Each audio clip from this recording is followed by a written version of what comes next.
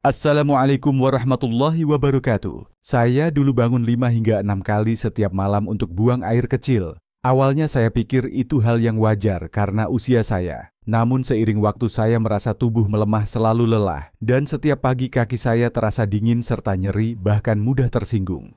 Setiap malam tidur rasanya seperti siksaan, pikiran pun gelisah dan cemas. Setelah bertemu Dr. Muhammad dan mencoba langkah-langkah yang beliau sarankan 3 bulan kemudian, saya merasakan perubahan yang luar biasa.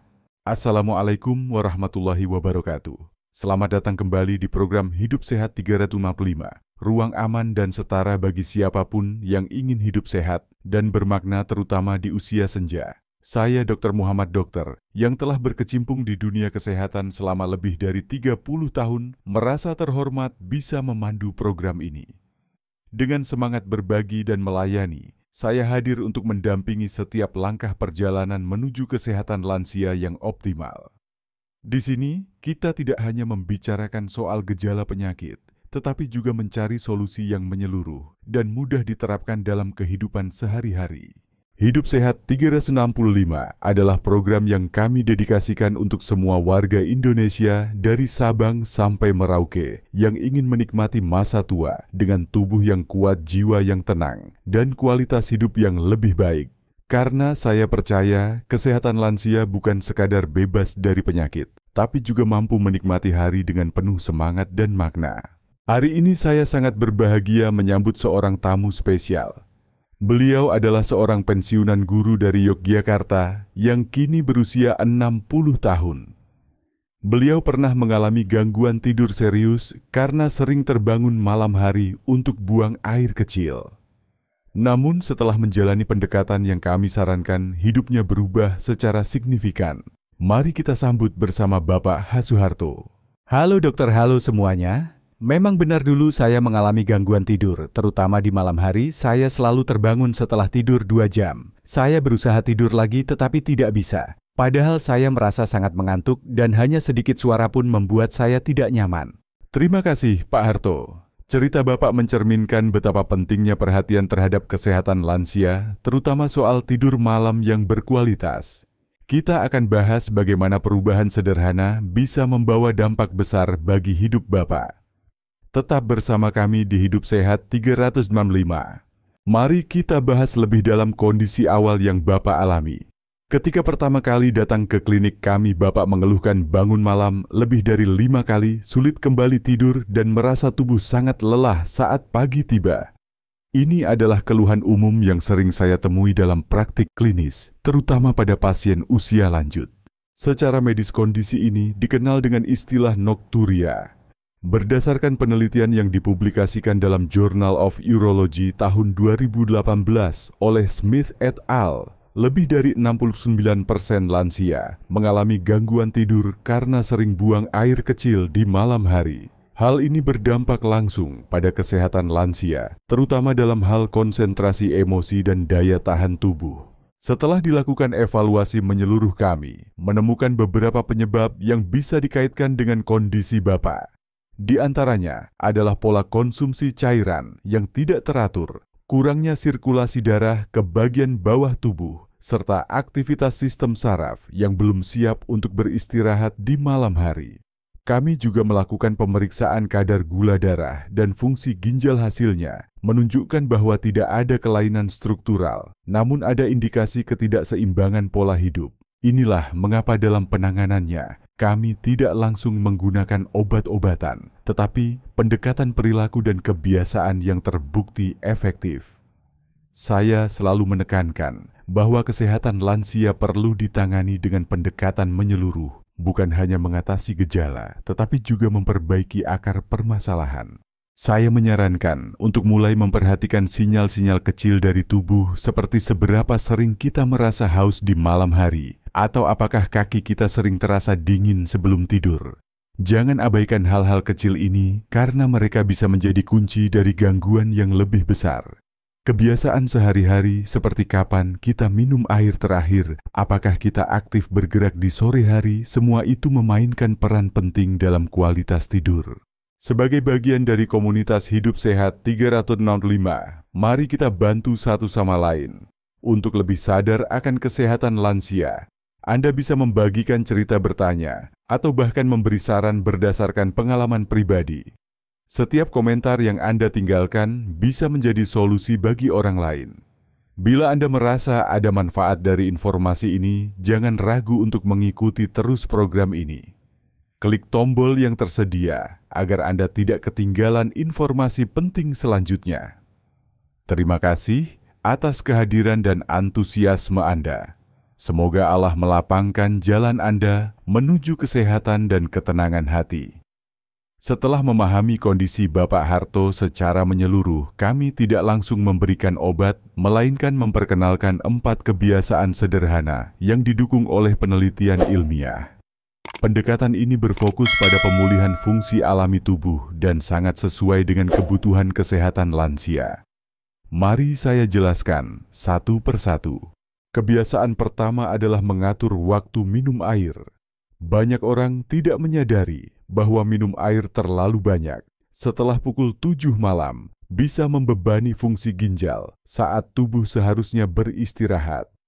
Penelitian dalam Journal of Clinical Sleep Medicine tahun 2017 menemukan bahwa membatasi cairan 2 jam sebelum tidur dapat mengurangi frekuensi buang air kecil malam hari hingga 30%. Kami menyarankan pasien untuk minum air cukup di siang hari dan hanya sedikit menjelang malam. Kebiasaan kedua adalah memijat ringan bagian perut bawah dan telapak kaki sebelum tidur. Dalam praktik pengobatan tradisional Tiongkok, titik di bawah pusar dikenal sebagai Hajanjian, tempat energi tubuh terpusat. Penelitian oleh Fakultas Kedokteran Universitas Gadjah Mada tahun 2019 menunjukkan bahwa stimulasi ringan di area ini dapat mengaktifkan sistem saraf parasimpatis yang bertanggung jawab untuk rasa rileks dan kantuk. Selain itu, titik Dung Tuyen di telapak kaki dikenal membantu memperlancar sirkulasi dan menenangkan organ-organ dalam. Kebiasaan ketiga adalah mengangkat kaki selama 15 menit sebelum tidur. Ini membantu mendorong sirkulasi darah kembali ke jantung dan ginjal. Menurut Indonesian Journal of Gerontology tahun 2020, posisi kaki lebih tinggi dari jantung selama beberapa menit mampu mengurangi pembengkakan pada kaki dan mempercepat pengolahan cairan dalam tubuh. Ini sangat bermanfaat untuk mengurangi beban kerja ginjal di malam hari. Kebiasaan keempat adalah teknik pernapasan 4728. Dengan pola ini kita menghirup selama 4 detik, menahan napas selama 7 detik, dan menghembuskan napas perlahan selama 8 detik. Metode ini dipopulerkan oleh Dr. Andrew Weil dan dibuktikan dalam American Journal of Cardiology tahun 2015 bahwa pola napas ini dapat memperlambat detak jantung dan menurunkan tekanan darah secara alami. Sebuah cara sederhana yang terbukti efektif untuk membantu tubuh memasuki fase tidur lebih cepat. Keempat kebiasaan ini tidak membutuhkan biaya besar atau peralatan khusus. Cukup dilakukan dengan konsistensi dan niat yang kuat untuk memperbaiki kualitas hidup. Yang terpenting adalah komitmen untuk menjaga kesehatan lansia secara holistik. Tubuh manusia, terutama di usia lanjut, sangat responsif terhadap kebiasaan yang lembut namun berkesinambungan. Tidak sedikit pasien saya yang melaporkan perbaikan signifikan dalam waktu 2 hingga 3 minggu setelah rutin melakukan keempat kebiasaan ini. Tidur menjadi lebih nyenyak dan siang hari bisa dijalani dengan energi dan semangat baru. Setelah memahami dasar ilmiah dari keempat kebiasaan tersebut, sekarang kita akan mendengarkan langsung Bapak H. Suharto tentang bagaimana beliau menerapkan metode ini dalam kehidupan sehari-hari selama 3 bulan terakhir. Saya percaya bahwa pengalaman langsung dari seseorang yang telah mencobanya akan menjadi inspirasi besar bagi banyak orang. Bapak Harto, boleh diceritakan bagaimana langkah pertama yang Bapak lakukan dan apa saja perubahan yang Bapak rasakan? Saya mulai dari yang paling mudah, yaitu mengurangi minum air setelah maghrib. Dulu saya suka minum teh manis atau air dingin sebelum tidur. Sekarang saya hanya minum seteguk air hangat jika benar-benar haus. Lalu saya mulai membiasakan pijat ringan di bagian perut dan telapak kaki setiap malam. Awalnya saya ragu, tapi ternyata tubuh saya terasa lebih rileks. Setelah itu saya juga mengikuti saran untuk angkat kaki sebelum tidur. Rasanya aneh di awal, tapi perlahan saya mulai menikmati momen itu sebagai waktu tenang untuk diri sendiri. Terima kasih Pak Harto, penjelasannya sangat menyentuh. Saya senang Bapak bisa mengikuti semua langkah dengan penuh kesadaran. Banyak pasien berpikir bahwa solusi harus datang dari luar, dari obat, dari alat bantu. Padahal kekuatan pemulihan justru ada dalam diri kita sendiri, bila diberi kesempatan dan kebiasaan yang tepat. Yang menarik dari kisah Bapak Harto adalah bagaimana perubahan sederhana jika dilakukan dengan konsisten bisa menghasilkan dampak yang nyata. Dalam dunia kesehatan lansia, konsistensi adalah kunci. Kita tidak mencari hasil instan, melainkan perubahan perlahan, tapi berkelanjutan yang bisa kita rasakan dan nikmati dalam jangka panjang. Saya juga mengamati bahwa pasien yang aktif terlibat dalam proses penyembuhan, seperti yang dilakukan Pak Harto, cenderung memiliki hasil yang lebih stabil dan memuaskan. Ini karena ketika seseorang merasa bertanggung jawab atas kesehatannya sendiri, dia akan lebih peka terhadap kebutuhan tubuh dan lebih rajin menjaga kebiasaan baik. Kisah seperti ini yang membuat saya semakin yakin bahwa pendekatan alami jika dilakukan dengan benar sangat bermanfaat untuk kesehatan lansia. Dalam proses penyembuhan ini, dukungan keluarga juga memainkan peran penting. Bapak Harto menyampaikan bahwa istrinya turut membantu mengingatkan waktu pijat dan menyediakan air hangat menjelang tidur. Hal-hal kecil seperti ini, ketika dilakukan bersama, membentuk lingkungan yang mendukung pemulihan alami.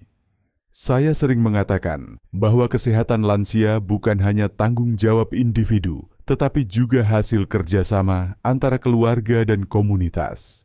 Selain itu, saya ingin menekankan bahwa setiap tubuh memiliki waktu adaptasi yang berbeda. Ada pasien yang merasakan hasil dalam 2 minggu, ada juga yang perlu waktu sebulan atau lebih. Yang penting adalah tidak menyerah dan terus percaya bahwa tubuh bisa pulih dengan bantuan rutinitas yang tepat. Konsistensi bukan berarti harus sempurna setiap hari, tetapi menjaga agar kebiasaan baik itu menjadi bagian dari hidup kita secara menyeluruh. Kisah Bapak Harto menjadi pengingat bagi kita semua bahwa perubahan itu mungkin bahkan di usia lanjut. Dan bahwa dalam dunia kesehatan lansia, kita harus berpikir jangka panjang, memperhatikan setiap sinyal kecil dari tubuh, dan terus berupaya memahami apa yang dibutuhkan oleh tubuh kita sendiri. Semoga cerita ini bisa menjadi inspirasi untuk tetap semangat dalam menjaga rutinitas harian demi kualitas hidup yang lebih baik. Setelah 3 bulan menjalani kebiasaan baru secara konsisten, perubahan apa yang paling Bapak Harto rasakan dalam kehidupan sehari-hari? Yang paling terasa adalah kualitas tidur saya membaik. Sekarang saya bisa tidur terus hingga pagi tanpa harus bangun berulang kali. Tubuh saya terasa lebih segar saat bangun. Pikiran juga lebih jernih. Saya tidak mudah marah lagi, dan istri saya bilang saya terlihat lebih tenang sekarang. Alhamdulillah, saya sangat senang mendengar hal itu. Perubahan yang dialami oleh Bapak Harto sejalan dengan banyak laporan klinis yang kami terima. Dalam dunia kesehatan lansia, tidur yang cukup dan nyenyak adalah fondasi untuk fungsi tubuh yang optimal. Sistem kekebalan tubuh bekerja saat tidur. Begitu pula proses regenerasi sel dan penyeimbangan hormon. Dalam jurnal Sleep Health tahun 2021 disebutkan bahwa lansia yang memiliki waktu tidur malam berkualitas mengalami peningkatan daya ingat dan suasana hati yang lebih stabil. Dan tentu saja mereka lebih mampu menjalani aktivitas harian tanpa rasa lelah berlebihan. Kami juga mencatat bahwa setelah menerapkan keempat kebiasaan tersebut, tekanan darah Bapak Harto menjadi lebih stabil, denyut jantung lebih teratur, dan keluhan seperti kram malam atau kaki dingin jauh berkurang. Ini menunjukkan bahwa tubuh merespon secara positif terhadap rutinitas yang mendukung kesehatan alami. Transformasi yang dialami Pak Harto adalah bukti bahwa pendekatan sederhana jika dilakukan dengan disiplin dan pemahaman bisa membawa hasil nyata. Tidak selalu butuh pengobatan rumit. Terkadang tubuh hanya butuh kesempatan untuk beristirahat dengan benar dan didukung oleh rutinitas yang tepat. Saya ingin menggarisbawahi bahwa kualitas hidup di usia lanjut sangat bergantung pada pola tidur, asupan cairan, dan kebiasaan harian sederhana seperti yang telah kita bahas. Ketika tubuh mendapatkan ritme yang stabil, pikiran pun akan lebih tenang, dan hati lebih damai. Perjalanan Pak Harto ini menjadi pengingat bahwa perubahan positif selalu mungkin terjadi, asalkan kita memberikan waktu dan perhatian yang dibutuhkan oleh tubuh kita sendiri. Sekarang mari kita rangkum 4 kebiasaan yang telah membantu banyak pasien lansia, termasuk Bapak Harto, untuk mendapatkan kembali tidur malam yang nyenyak dan kualitas hidup yang lebih baik. Saya akan jelaskan satu persatu dalam bentuk panduan praktis agar mudah diterapkan oleh siapapun di rumah. Pertama, atur waktu minum air. Pastikan asupan cairan utama dilakukan sebelum pukul 5 sore. Setelah pukul 7 malam, kurangi konsumsi minuman terutama yang dingin atau manis. Jika merasa haus, cukup minum 1 atau 2 teguk air hangat. Tujuannya agar ginjal tidak terlalu aktif di malam hari sehingga kita tidak terbangun karena keinginan buang air kecil. Kedua, pijat ringan perut bawah dan telapak kaki sebelum tidur. Lakukan gerakan melingkar di bagian bawah pusar selama 2 hingga 3 menit lalu. Lanjutkan dengan menekan lembut titik tengah telapak kaki dikenal sebagai titik Dung Tuyen. Gerakan ini membantu merilekskan sistem saraf dan memperlancar sirkulasi darah, membuat tubuh lebih siap untuk tidur. Ketiga, angkat kaki selama 15 menit sebelum tidur. Letakkan bantal di bawah betis atau sandarkan kaki ke dinding sambil berbaring. Latihan ini membantu mengurangi pembengkakan, memperbaiki aliran darah ke jantung dan ginjal, dan meredakan rasa berat di kaki. Keempat, praktikkan teknik pernapasan 4-7-8. Duduk atau berbaring dalam posisi nyaman, tarik napas pelan-pelan selama 4 detik, tahan selama 7 detik, lalu hembuskan perlahan selama 8 detik. Ulangi beberapa kali.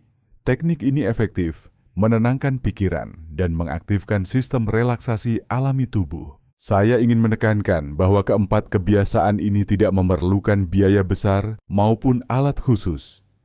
Yang dibutuhkan hanyalah waktu beberapa menit sebelum tidur dan niat yang tulus untuk menjaga diri. Semua kebiasaan ini sangat cocok bagi lansia karena lembut, tidak memberatkan, dan justru mendukung tubuh untuk pulih secara alami.